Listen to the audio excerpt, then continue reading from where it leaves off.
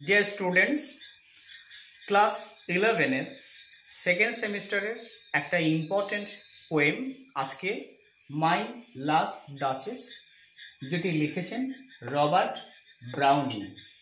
আজকে তোমাদের সঙ্গে লাইন বাই লাইন আমি বিস্তারিতভাবে ব্যাখ্যা করছি।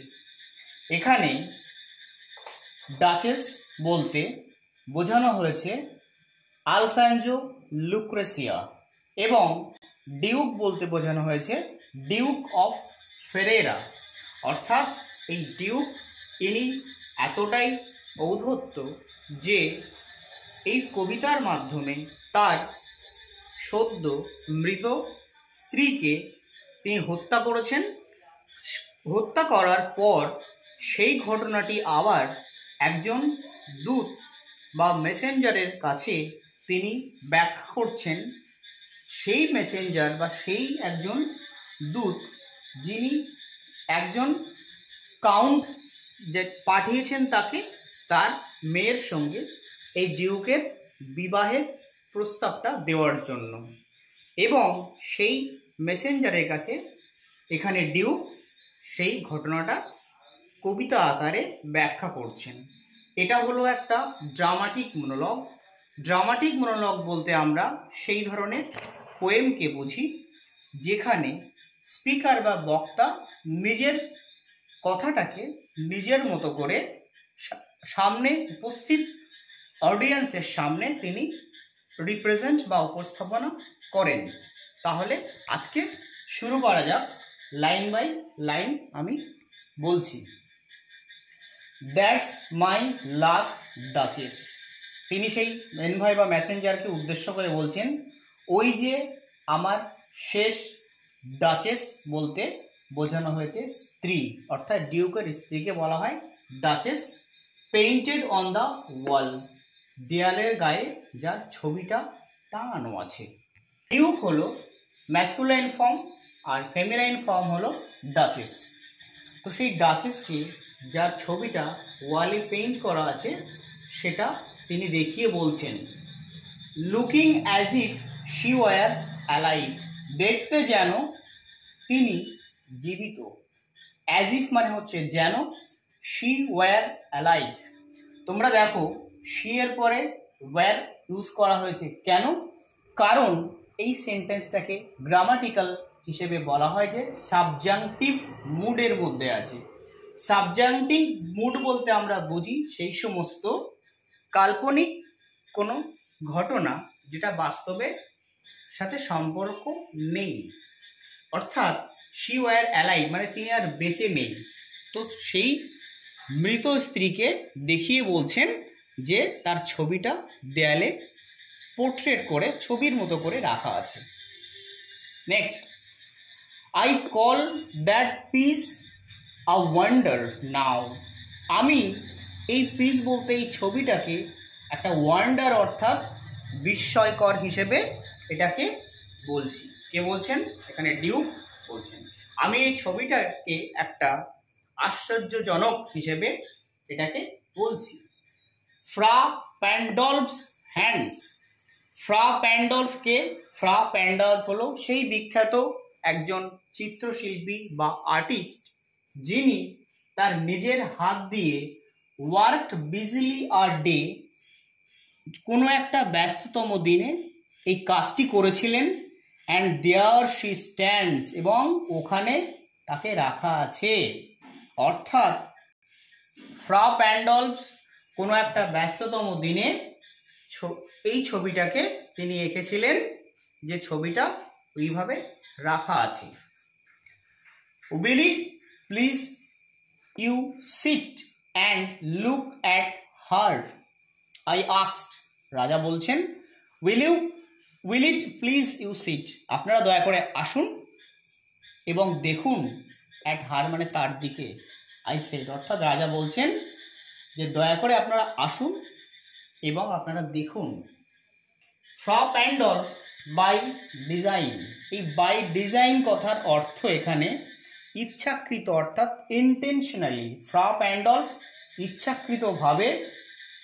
ফর নেভার রিড, রিড বলতে এখানে পড়া নয়, এখানে রিড বলতে তোমরা লিখে নাও, ওয়ার্ডটা হলো কোনো কিছু রিয়ালাইজ করা। ফ্রা প্যান্ডলফ কখনোই রিয়ালাইজ করেনি, অর্থাৎ তিনি কখনোই বুঝতে পারেনি কি strangers like you that picture countenance. Strangers মানে অচেনা বা অজানা মানুষরা, লাইক ইউ আপনাদের মতো, দ্যাট পিকচার যাদের ছবি, কাউন্টেন্যান্স বলতে এইরকমভাবে আবির্ভাব করা হতে পারে বা এরকমভাবে দেখানো হতে পারে। অর্থাৎ এখানে ফ্রা প্যান্ডলফ নিজেও কখনো ভাবেনি যে অচেনা অজানা মানুষদের সামনে এই ছবিটা এরকমভাবে আবির্ভাব করা হবে, অর্থাৎ এগুলোকে এরকমভাবে দেখানো হবে। বোঝা গেল? Next, the depth and passion of its earnest glance. যে গভীরতা এবং আবেগ অফ ইটস আর্নেস্ট গ্ল্যান্স, তার মধ্যে একটা আন্তরিক চাহনি, গ্ল্যান্স মানে হচ্ছে চাহনি, সেটা ছিল। But to myself they turn, কিন্তু টু মাইসেলফ মানে আমার নিজেকে বা নিজের দিকে, দে টার্ন তারা যখন ঘুরেছিল, সিন্স যেহেতু, নান পুটস বাই দ্য কার্টেন কারুর সাহস ছিল না এই কার্টেন বলতে পর্দাটাকে সরিয়ে ফেলার, I have drawn for you, এখানে আমি বলতে এখানে সেই আর্টিস্ট যেটা রাজার জন্য শুধুমাত্র এঁকেছিলেন। বাট আই শুধুমাত্র আমি ছাড়া আর কারো সাহস ছিল না ওই পর্দাটাকে সরিয়ে ওই ছবিটাকে দেখায়। আশা করি বুঝতে পেরেছ? নেক্সট, অ্যান্ড সিমড এবং মনে হয়েছিল, অ্যাজ মানে যেন, দে উড আস্ক মি তারা হয়তো আমাকে জিজ্ঞাসা করতে পারে, ইফ দে ডাস্ট। এই ডাস্ট কথাটা হলো একটা ল্যাটিন ওয়ার্ড যেটার ইংরেজি হলো ডেয়ার। ডেয়ার মানে হচ্ছে সাহস। তাহলে ইফ দে ডাস্ট অর্থাৎ ইফ দে ডেয়ার, তাদের যদি সাহস হতো যে তাদের মনে হয়েছিল যে তারা আমাকে এটা জিজ্ঞাসা করতে পারে, এই যে সাহসটা তাদের আদৌ হয়নি। How such a glance came there, so not the first are you to turn and ask thus. How such a glance কেমনভাবে এরকম একটা পলক বা দৃষ্টি, কেম দেয়ার মানে এরকমভাবে এখানে আসলো, সো নট দ্য ফার্স্ট প্রথমবারের জন্য নয়, are you to turn and ask thus আপনি প্রথমবারের জন্য নয়, যিনি to turn and ask thus যিনি এই প্রশ্নটা করছেন। এখানে রাজা বলছেন তার সেই দূতকে ইন্ডিকেট করে যে আপনি প্রথমবারের জন্য নন যে এই প্রশ্নটা করছেন, কারণ তো রাজার প্রাসাদে কারুর সাহস হয়নি রাজার কাছে এই প্রশ্নটা করার, কারণ রাজার মধ্যে এতটাই ঔদ্ধত্য ছিল এবং কারোর সাহস সেই অর্থে ছিল না। কি বলছে? Sir it was not her husbands presence only. রাজা এবার বলছেন, sir it was not her husbands presence, এটা ছিল না শুধুমাত্র তার স্বামীর উপস্থিতি কেবলমাত্র। কল্ড দ্যাট এটাকে আমি বলছি that spot of joy into duchess cheek, এটাকে আমি বলছি spot of joy. Spot of joy বলতে আনন্দের দাগ, অর্থাৎ তোমরা দেখবে মেয়েরা যখন হাসে, হাসার সাথে সাথে যে টোল পড়া যেটাকে বলে, আমরা সেটাকে এখানে স্পট অফ জয় বলতে এই টোল পড়াটাকে বোঝানো হয়েছে। অর্থাৎ তার ডাচেস যখন হাসতেন সেই টোল পড়াটাকে এখানে রাজা বোঝাতে চেয়েছে কিভাবে, স্পট অফ জয় হিসেবে। ইনটু দ্য ডাচেস চিক মানে ডাচের সেই মুখে বা গালে যখন পড়তো সেটা। পারহ্যাপস সম্ভবত, ফ্রা প্যান্ডল চান্স টু সে, সম্ভবত ফ্রা প্যান্ডল চান্স টু সে বলার সুযোগ পেয়েছিলেন কি, হার ম্যান্টল ল্যাপস। এখানে ম্যান্টল ল্যাপস বলতে তোমরা লিখে নাও গায়ের চাদরকে বোঝানো হয়েছে, অর্থাৎ যে পোশাক তিনি পরেছিলেন সেই পোশাকটাকে বলা হয়েছে ম্যান্টেল ল্যাপস।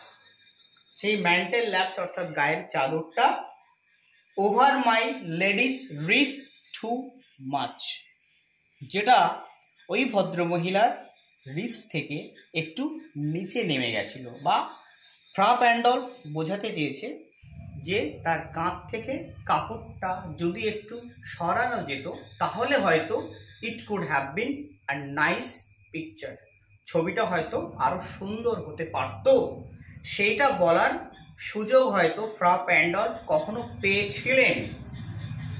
বলছে অর অথবা পেইন্ট, পেইন্ট বলতে কি এখানে পেইন্টার, পেইন্টার কে এখানে পেইন্টার বলতে আমরা ফ্রা প্যান্ডলকে বলছি। তো Fra Pandolf must never hope to reproduce the faint, must never hope কখনোই আশা করেননি, টু রিপ্রোডিউস, রিপ্রোডিউস মানে কি পুনরায় ফুটিয়ে তুলতে হবে বা পুনরায় ফুটিয়ে তোলা। ফ্রা প্যান্ডল কখনো বুঝতে পারেনি ছবিটাকে আবার পুনরায় ফুটিয়ে তুলতে হবে। দ্য ফেইন্ট, ফেইন্ট বলতে সফটলি অর্থাৎ এরকম মৃদুভাবে ফুটিয়ে তুলতে হবে। হাফ ফ্লাশ, অর্ধেকটা হাসি, that dies along her throat, এই অর্ধেকটা হাসি যেটা ডাইস মানে শেষ হয়ে গিয়েছে, অ্যালং হার থ্রোট তার গলা পর্যন্ত এসে শেষ হয়ে গেছে। অর্থাৎ কি এখানে তার ডাচেস হাসতে চেয়েছে, কিন্তু কোথাও একটা রাজার শাসন বা রাজার যে ঔদ্ধত্যপূর্ণ ব্যবহারের জন্য তার হাসিটা হঠাৎ পর্যন্ত গলায় এসে আটকে গিয়েছে। সাচ স্টাফ, এই ধরনের কাজকর্ম, স্টাফ বলতে এখানে কাজকর্মকে বোঝানো হয়েছে। ওয়াজ কার্টেসি, কার্টেসি বাংলা মানে কি সৌজন্য, এটা ছিল একটা নেহাত সৌজন্য মাত্র। শি থট, তিনি ভেবেছিলেন, অ্যান্ড কজ এনাফ, এবং যথেষ্ট কারণ ছিল, for calling up that spot of joy, ওই যে হাসির টোল যেটা সেটাকে পুনরায় কল আপ করা, মানে কি তোমরা ক্লাস 10-এ পড়েছো, কল আপ হচ্ছে রিমেম্বার বা স্মরণ করা, তো সেটাকে মনে করার জন্য যথেষ্ট কারণ ছিল। শি হ্যাড এ হার্ট, এখানে দেখো রাজা বলছেন তার একটা মন ছিল। হাউ শ্যাল আই সে, আমি কেমনভাবে সেটা বলবো যে তার মনটা বিশাল বড়। অর্থাৎ এখানে তোমরা বুঝবে ইনডাইরেক্টলি রাজা কিন্তু বোঝাতে চেয়েছে যে তার ডাচেসের মন কিন্তু তিনি কোনোদিন বুঝতে পারেননি, তার মৃত্যুর পরে তিনি সেটাকে প্রশংসা করছেন, তার একটা খুব ভালো মন ছিল, কিন্তু আমি কেমনভাবে বুঝবো এটা। টু সুন মেড গ্ল্যাড, খুব সহজেই বা একটুতেই খুশি হতো। টু ইজিলি ইমপ্রেসড, খুব সহজেই মুগ্ধ হয়ে যেতেন বা খুব সহজেই গলে যেতেন, একটুতেই ইমপ্রেসড হয়ে যেতেন। She liked what ever she looked on and her looks went everywhere, she liked তিনি পছন্দ করতেন, হোয়াট এভার শি লুক তিনি যাই দেখতেন তিনি তাই পছন্দ করতেন, অ্যান্ড হার লুকস এবং তার দৃষ্টিটা ওয়েন্ট এভরিওয়্যার সর্বত্র যেত।